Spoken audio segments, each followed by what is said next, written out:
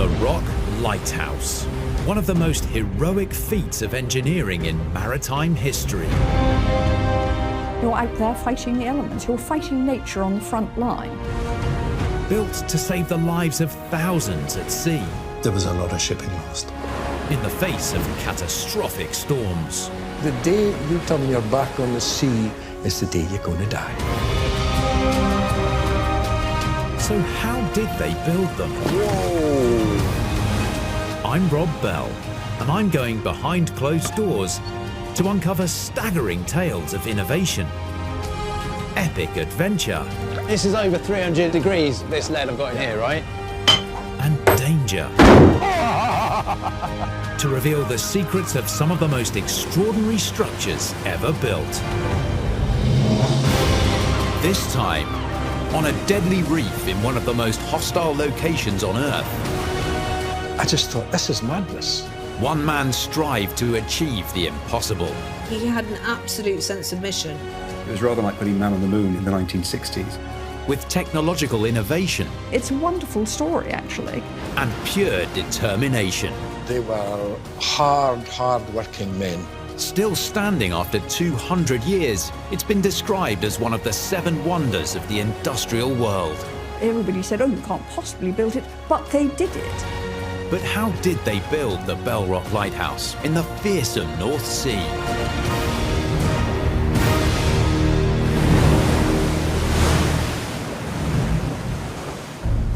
Stretching over 11,000 rocky miles, the Scottish coastline may look beautiful, but powerful currents, perilous seas, and sudden storms can easily catch out unwary mariners.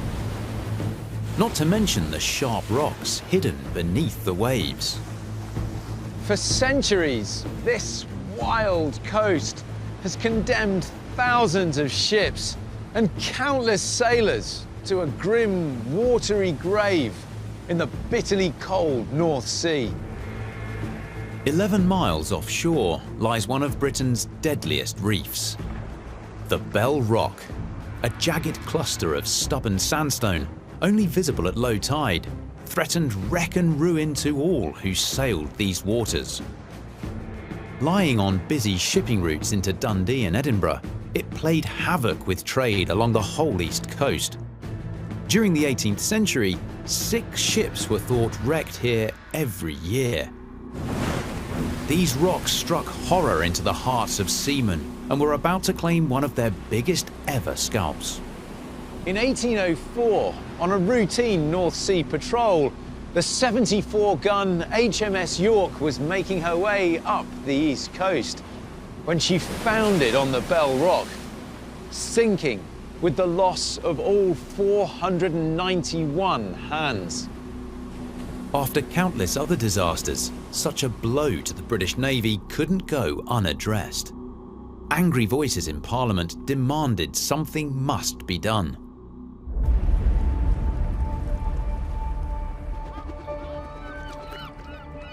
It was from here, in Arbroath Harbour, that the brave men who signed up to tackle the problem would wave goodbye to the safety of dry land.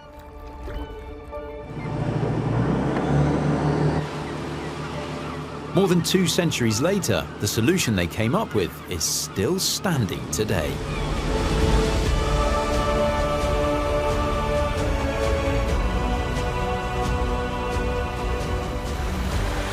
Wow! Well, I don't come more city-washed than this. This reef stretches for 1,400 feet, but much of it is permanently hidden from sight. And at high tide, the whole thing can be 16 feet underwater. But this lighthouse was completed in 1811, and ever since then it's withstood everything the North Sea has thrown at it. And it's never needed one single stone replacing. But at the start of the 19th century, building on a submerged reef, far out to sea where huge storms destroyed all in their path, was considered utterly impossible. So how did they even start? In 1804, this desperate problem became one man's chance to make his name by taking on the most daunting challenge of all, Robert Stevenson was a young and ambitious engineer. Still relatively unproven, he was determined to establish that something could be done. Robert Stevenson, he had an absolute sense of mission and was entirely self-made, but had a brilliant engineering brain, genuinely brilliant. Stevenson was a rising star who'd overseen construction of his first lighthouse at the tender age of 19. He was very sure of his abilities. He believed that he was put on earth by God to mark this reef.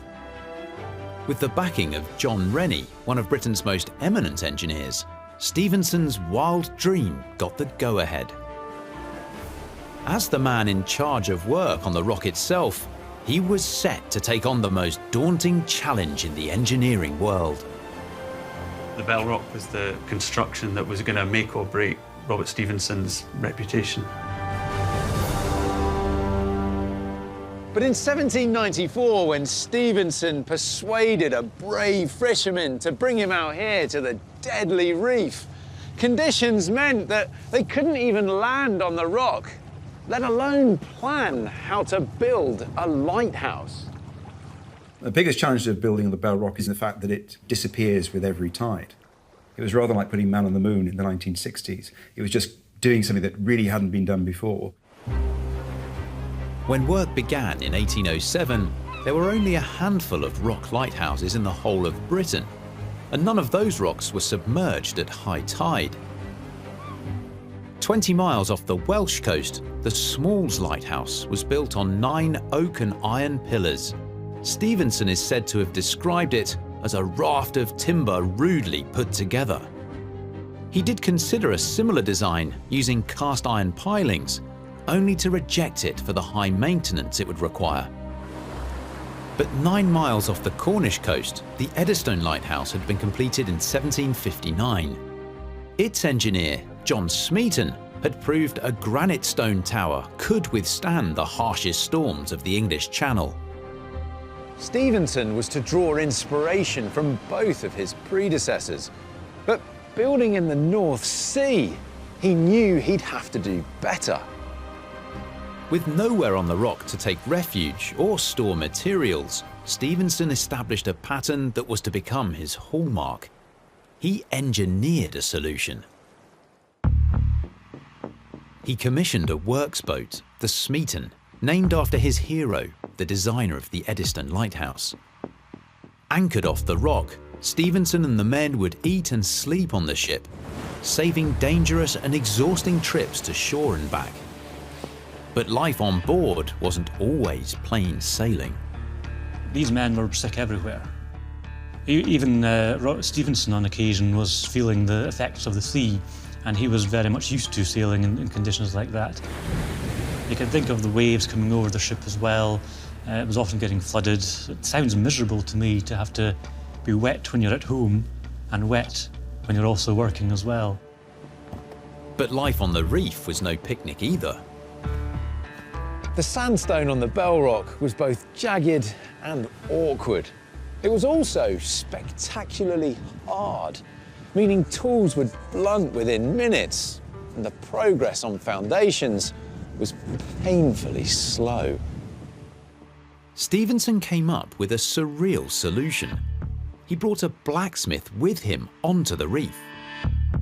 With a forge and an anvil bolted down to the rock, tools could be sharpened on location.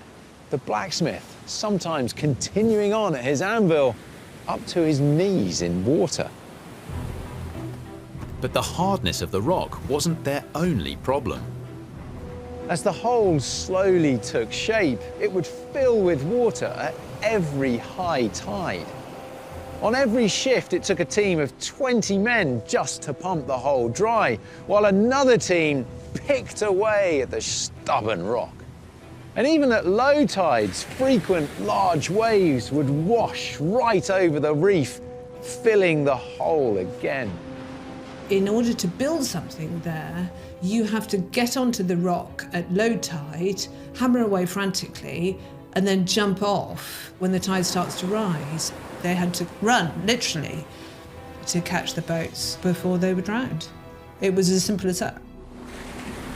After a close call when a drifting boat left them marooned on the rock with the tide rising fast, it was clear they needed a better solution. But Stevenson had a plan. He would build a temporary barracks on the rock itself. Like the Smalls Lighthouse off Wales, it was raised above the reef on sturdy oak beams to allow the force of the water to pass beneath. This structure could also act as a temporary lighthouse and was known as the Beacon. Once complete, it was the beacon that would house Stevenson and his men, making it easier to get to work on the rock and provide them somewhere to retreat to for safety if need be. The team that were on the Bell Rock, they were hard-working men, putting up with difficult and dangerous conditions, happy to climb into that refuge and wait for the tide going down. And in the summer months, they would be working all the daylight hours that were available. The men endured nervous nights in terrible storms, sheltering in the beacon. But the main lighthouse needed to be a tall tower capable of sending a beam across the sea for decades. And Stevenson's design for that couldn't have been more different. It was to be built of huge granite blocks that could weigh over a ton. As winter approached and the weather worsened, work on the rock was suspended. But Stevenson knew his next problem was to be a Herculean task. How to raise up 1,300 tons of granite on the reef. To build a stone tower in the middle of the sea.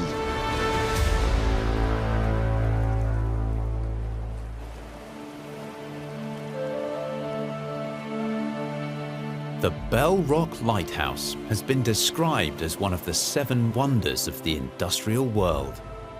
Robert Stevenson was the resident engineer who oversaw building 11 miles off the coast of Scotland on a jagged reef, submerged at high tide by the stormy North Sea. Robert Stevenson was an innovator. I mean, he really was at the cutting edge of engineering and wanted to really push the boundaries and prove that he could overcome the elements. In the second summer of building on the Bell Rock, Stevenson faced a monumental problem. How to move 1-ton blocks of granite into position on a slippery, tide-washed reef. Each stone had to be unloaded from the Smeaton onto a smaller boat, bobbing around precariously in the waves. Then these massive weights were brought in as close as possible to the reef before being unloaded onto the rock and carried across it to the tower.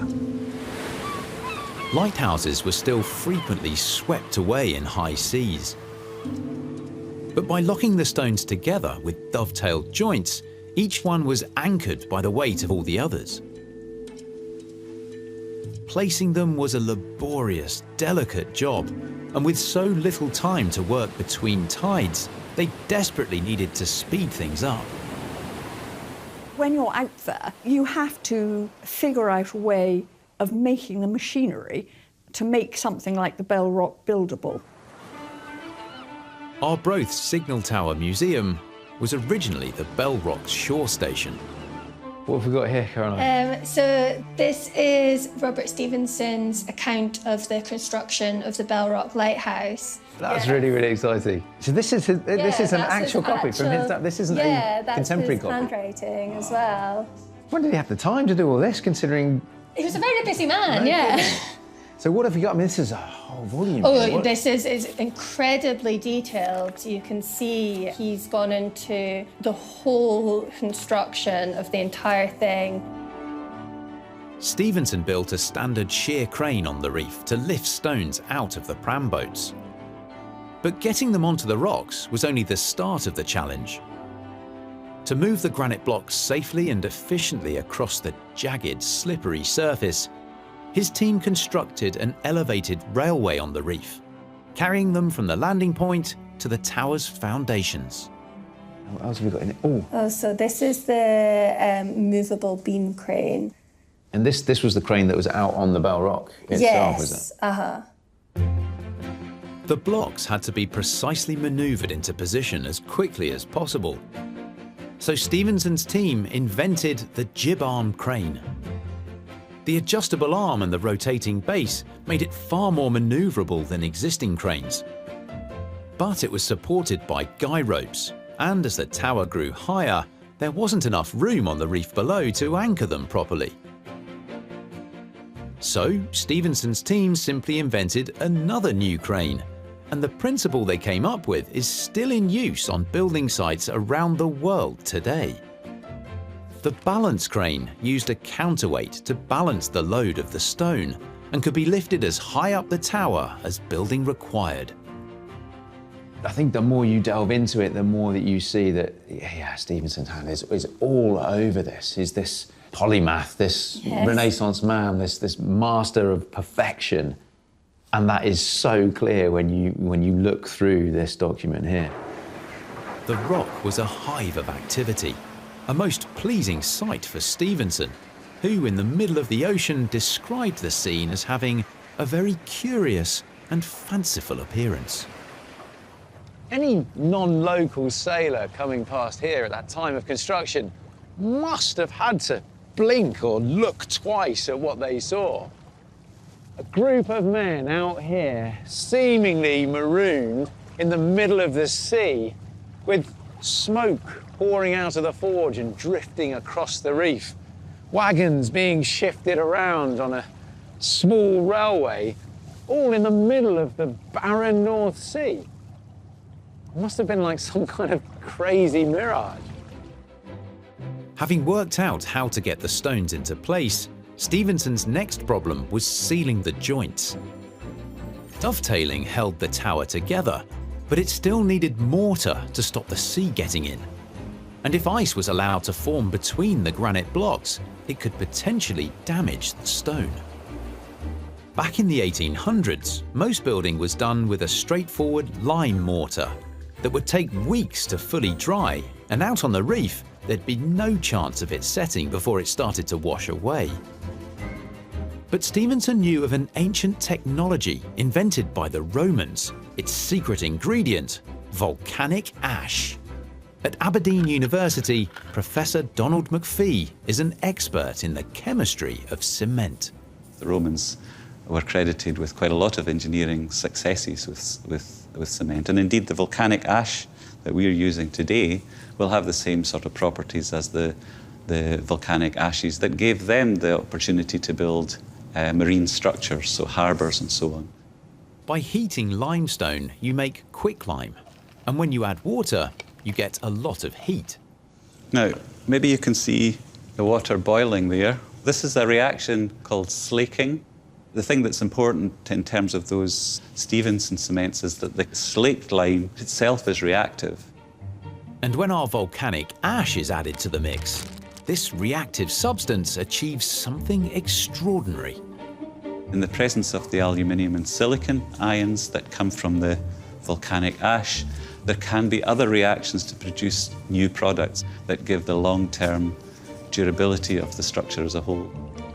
This putty-like consistency made it less likely to wash away as the tide rose, and the final mortar, mixed with sand to prevent cracking, would set within a few hours, even underwater. In fact, prolonged exposure to water actually helped this cement grow stronger and harder, making it the perfect material for building in the middle of the ocean.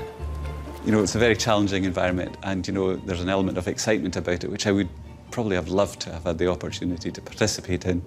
I would certainly have applied for a job if I'd been around at the time. In 1810, after 4 years of work, the final stone was laid on the finely tapered top of the tower. The tower's shell was complete, but when it came to its light, there was one crucial concern. Once lighthouses begin to proliferate, you have a real problem about how you tell one from the next. And there had been a famous incident of a big wreck where a ship had sailed towards what they thought was a lighthouse, and it turned out to be a lime kiln. On a boat in the dark, how could you tell a lighthouse from any other structure? Stevenson knew of a way. He made the Bell Rock Scotland's first ever rotating light. I've come here to the old Kinnaird Head Lighthouse to see how it would have worked. And to give you a clue, walking up these stairs feels like climbing up the inside of a giant grandfather clock. So what have we got here? What's this? Well, we're in the light room now, and we have our hyperradial lens and also the machinery which will rotate the lens. This is what's caught my eye, this beautiful bit of mechanics. The original ones were actually made by clockmakers in France. So we've got all these gears and teeth and axles and chains. And are those the chains that we saw on our way up there in the middle as we spiraled around? Certainly, the chains descend all the way down the tower. They're actually the most important part of the machinery because from those chains a weight is attached and that will pull down on the chains, pull around all the cogs, and that is what rotates the lens. Is there any chance we can actually get this going here now on the machine? Oh, certainly, yes. The descending weight kept the keepers on their toes. It was essential to wind it back up before it reached the bottom, and that had to be done here at least every half hour. And the weight takes over. And it doesn't surprise me that you tell me the first mechanisms like this were built by clockmakers, because this was also about precision in making this go around at a precise 30 seconds per rotation. It's all about timing. It's all about timing. As more and more lights adopted this system, each one was designated a unique flash pattern. So even at night, mariners could be sure which lighthouse was which. The lens had to produce a flash every 15 seconds. That was the keeper's purpose for being here. Yep. So if he can't do that, there was no point in him having his light go round at all. Yeah. On the 1st of February 1811, the Bell Rock Lighthouse was lit for the first time. The light actually meant that mariners instantly had a reference, a beacon, and they knew the reef was there. And it was literally night and day in terms of safety. The Stevenson name was made by the Bell Rock Lighthouse. He became a celebrity overnight. It really cemented the family name as being among the best lighthouse engineers in the world, if not the best. I mean, what is extraordinary about all these people is that they looked at things like the Bell Rock. Everybody said, oh, you can't possibly build it, but they did it.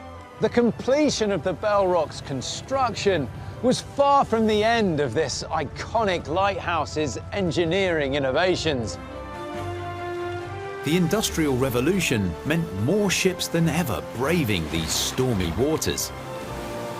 And with unlit rocks still lurking all along this deadly coastline, if more lives were to be saved, Stevenson's light would need radical new technology. The completion of the Bell Rock Lighthouse in 1811 had made Robert Stevenson's reputation. It took a lot of planning, it took great engineering skills. It is definitely a feat of Scottish engineering. But with deadly danger all along this coastline, and vast areas of ocean still unlit, Stevenson knew lighthouses needed to do more. The light on the Bell Rock didn't just mark the reef, it also helped mariners fix their position. So it was vital they could see it from as far away as possible. But making the lighthouse more powerful would require a giant leap in technology. In the early days, the light source in a lighthouse was simple technology. It pretty much followed the kind of lighting you'd find in the home. Candles and oil lamps. The burning question was how to increase their brightness. Simple reflectors like these, developed from those used on street lamps, had greatly increased the strength of early light sources. This concave bowl, lined with mirrors, would reflect any light emitted behind or out the sides of this burning wick in the middle here, and redirect it forwards, increasing the power of the lamp in this direction. This meant that a basic oil lamp like this, A flame burning on that wick could be seen for up to 10 miles, giving a respectable warning to any unwary mariners. Well, the Bell Rock Lighthouse, of course, is 1811, and the first lighting system would indeed have been very good. Silvered parabolic reflectors with arcant lamps. And actually, they were really very, very efficient. As ever, Stevenson the perfectionist wanted more. And this is the game-changing innovation that revolutionized lighthouses, the Fresnel lens. Stevenson worked tirelessly on lighthouse development, making frequent research trips to investigate the latest innovations. But what he saw in 1824 was a blinding revelation. Stevenson went on a fact-finding mission to France, and at the Cordouan Lighthouse on the Atlantic coast, he first saw the technology that would revolutionize the capacity of lights around the world. The Fresnel brothers had pioneered the use of a lens positioned in front of the light. This early example of their work magnified threefold the power of the beam of this flagship French lighthouse. Over the following decades, Stevenson and his sons helped develop their lenses and introduce them to the Northern Lights. The old Kinnaird Head Lighthouse still boasts a working Fresnel lens. It's been superseded by the automated LED light next door. But they'll be turning it back on for me tonight, so I can see for myself what difference the lens made. We've placed a naked light at the top of the lighthouse. So that light up there is a bit of a comparison test. From across the bay, you can see that our bulb isn't nearly as strong as the bright flash of the modern lighthouse's beam. But using a bulb with the same strength as our test light, can the Fresnel lens match that modern technology? Here it comes.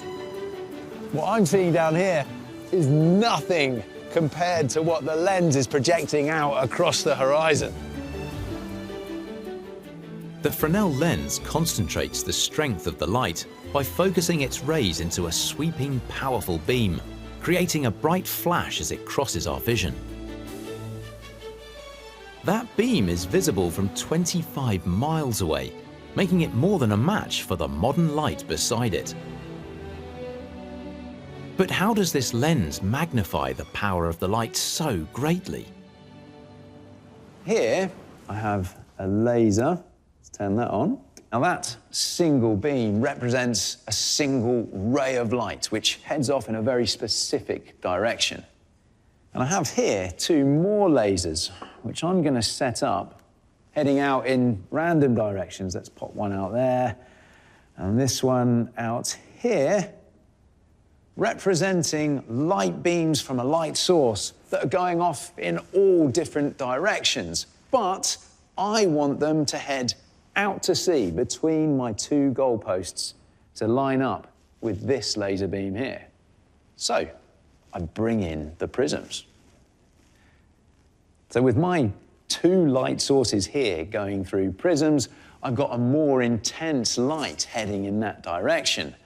And in a lighthouse, the Fresnel lens is made up of loads and loads of prisms all around that light source to focus and concentrate the light energy in one direction so that it can be seen for miles and miles heading out to sea.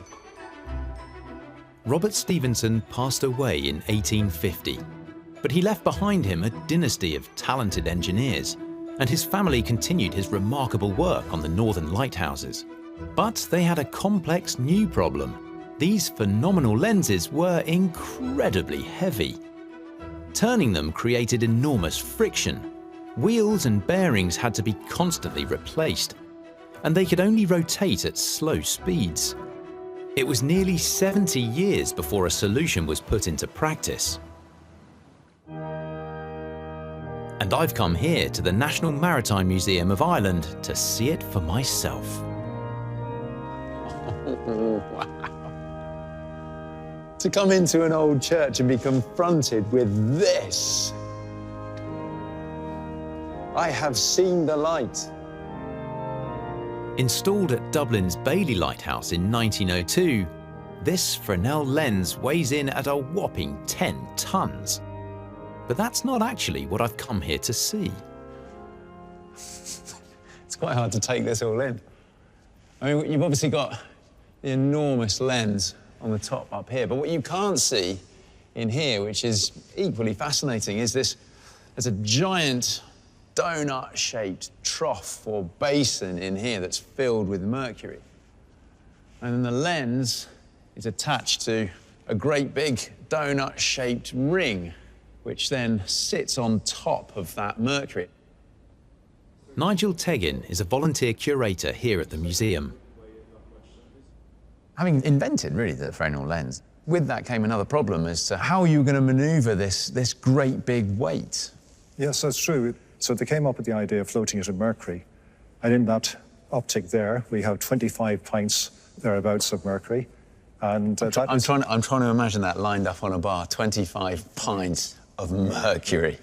Well, you wouldn't carry it very far. No. The mercury bath had a twofold advantage. It could carry more weight and turn it more efficiently. Faster rotation allowed flash patterns to speed up, and lighthouses could be recognised far more quickly. Exposure to mercury can cause serious health problems, but under laboratory conditions at Aberdeen University, I'm getting a closer look at what makes it so special. So tell me a little bit about the properties of mercury. It's a bit of a unique metal, isn't it? Yeah, it's nearly 14 times as dense as water. Yeah, that's what I was hoping for. There's a mass to that. You can feel the momentum as you move it. I mean, that is weird because it's so heavy, but it's a liquid. That is so odd. So as we're pouring it, we will have to be careful and do it quite slowly, just so it doesn't break the bottom of the beaker too, because of the weight. But its density was only one advantage of this fascinating material. Another thing that was crucially important for lighthouses was the fact that it was virtually frictionless. Is that true? What makes mercury, what gives mercury that kind of character? So, first of all, it's a liquid, so there's always going to be the less sort of friction, and it's also got a really high surface tension as well. Time to compare mercury to water. So, whichever is most dense will sink. So there we go. The golf ball is denser than water. Yeah. I'll steel pellet here. Sinks like a stone. But how do they behave in mercury? It's so weird. That is so odd. Try push it down as well. And try to push it down? Yeah, of course, go for it. And then I'm not going to let go of it, but it just pops straight back up. Right. And now for the same test with the steel pellet. Oh, wow. Just bobbing away. Yeah. Like a toy boat on a lake. It's quite interesting to see a metal supported by another metal. You can imagine scaling this up to the size of those mercury troughs they had in the lighthouses, and you could start to understand how they could support tons of weight of that glass on those lenses above. But mercury is toxic, and interacting with it was another occupational hazard for lighthouse keepers in a difficult and dangerous job. It's very stressful. If your light goes out, you're likely to have ships run aground. They were absolutely crucial, the lights, keeping navigation safe. And you as the lighthouse keeper, that was the responsibility on your shoulders. There's no doubt that the lighthouse keepers were a special breed. Psychological fortitude was just one requirement of this phenomenally hard job. Keeping this complex machine in operation night after night, whatever the weather. But who were the remarkable men who would leave their families behind and sacrifice their liberty for the safety of others? The building of the Bell Rock was no easy task. and once it was finished, it required at least 3 men to maintain the light. Marooned on the rock for weeks, sometimes months at a time, at the mercy of the elements in the cramped confines of a cold stone tower, who on earth would sign up for the job? The idea of me going for a job as a lighthouse keeper, even my own family said, John, you're the lighthouse keeper, you're mad. Lighthouse keepers had no control over where they served, and a posting on the Bell Rock was as tough as it came. The Bell Rock was not a very popular station. The reputation was, oh, no, the bloody Bell. Just getting onto a rock lighthouse was no easy task. In the small hours of the winter morning, as I saw these men dressed in their oilskins going into a boat in the black dark, I just thought, this is madness. The men in these boats, this was their life. The mate was in charge of the boat, and when he snapped his fingers, you know, that was how the job was done. Just a look, right, Jim? Right. And that was it. And they knew what they were doing, and they were very, very sharp and good at their job. And once they were into the lighthouse, things didn't get any easier. Condition on the Bell compared to other lighthouses was hard. I was very lonely being out there, and a lot of people couldn't stand being locked up. It was like being in a prison. You couldn't go any place. Psychologist Dr. Sophie Homer has studied the severe impact of solitary confinement. Now, if we think about solitary confinement, for example, that's considered a punishment for a reason. And studies have shown that it really increases risk of experiencing depression, anxiety, anger. Now, of course, that's an extreme form of isolation, but thinking about our lighthouse keepers, they would have been so removed from their friends, their family, and their communities that it really would have been lonely work. Rock lighthouses, like the Bell, were a far cry from a posting on the mainland. I mean, if you were at a land station, you were there with your family. In my time, I spent 15 years on rock stations. I never got a Christmas with them in 4 years. And the keepers had just as little choice when it came to who they served with. I think we all have certain colleagues at work who we maybe try to avoid, but imagine being stranded effectively with them and confined to very close quarters. I think lots of us would think, no, thank you. Foreseeing these kinds of problems, Stevenson had devised a way that the men on the lighthouse could communicate with the mainland. A signal tower on the edge of the harbour. So if we look out to sea here, we can see Bell Rock just Lighthouse there. out there, just off to the right of that oil rig. Yes. How important was this signal tower and the buildings here to the Bell Rock Lighthouse? It was incredibly important. It was an absolute lifeline. That was their only means of communication back to the shore again. Does it work? Does this still winch up and down if you need to? Absolutely, yes, it is still in working order. Would you like to have a go? I'd love to have a go. Are we getting some movement? Oh yeah, you can. There he goes. It takes a wee while to get started. So there were 3 messages that you could send with this? Yeah, pretty much. Everything's fine up the top. No, everything is definitely not fine. Nothing's happening, the ball's down the bottom. But half-mast, raised halfway, that was a specific signal about needing medical attention. Yeah, that was like, oh, we need a doctor, we need someone to come out straight away. But that expected communication between the tower and the lighthouse, that was what, only once a day that would happen at a set time? Yeah. So what would happen if something happened out on the lighthouse during the day that they needed to alert the tower about? So they had a flagpole on here as well, and Stevenson devised this amazing book that had various different flags and means of communicating with the keepers on land. But one of the less official ways that the flagpole was used was that obviously a keeper would be on the Bell Rock, no communication with the land and his family.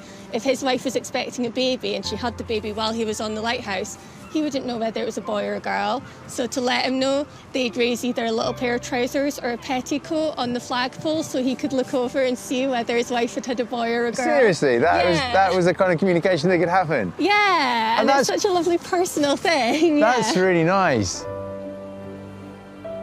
Despite frequent periods of isolation, for the men who could stick it out, being a lighthouse keeper was a job like no other. I've got very fond memories of the Bell. I enjoyed my time out on the Bell. I used to lie there and watch the stars, and you can hear the thump, thump, thump of the ships going through, you know, struggling against the tide. And you can see the beam going round and you just lie there. Oh. After giving 32 years of my life to the Lighthouse service, did I ever feel that I was doing a worthwhile job? Yes. The motto of the Lighthouse service, in salutem omnium, for the safety of all. That was what we lived for. The last lighthouse keeper left their post in 1998 as automation took over.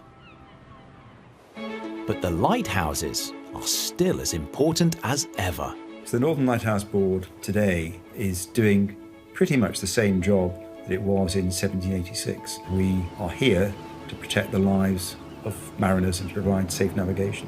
Although there's GPS, it's rather like driving a car. We still need curbstones and traffic signs to keep the driver safe. It's the same at sea. The mariner still needs a visual reference to look out the window and just that final check about where they are. And Stevenson's legacy remains just as important as the lighthouses he built. Stevenson was a great leader. It was, the Bell Rock and its keepers that came beyond really set the pace for the way we are today. For Stevenson to have the original vision to do it, and for Stevenson to be the man on the reef most days to see it carried out, I think he deserves a lot of credit for doing that. Now the world's oldest sea-washed lighthouse, with every passing year, the building of the Bell Rock becomes an ever more phenomenal achievement. The innovation and industry that built this tower also provided a blueprint for generations of engineers, which, like this lighthouse, continues to stand the test of time.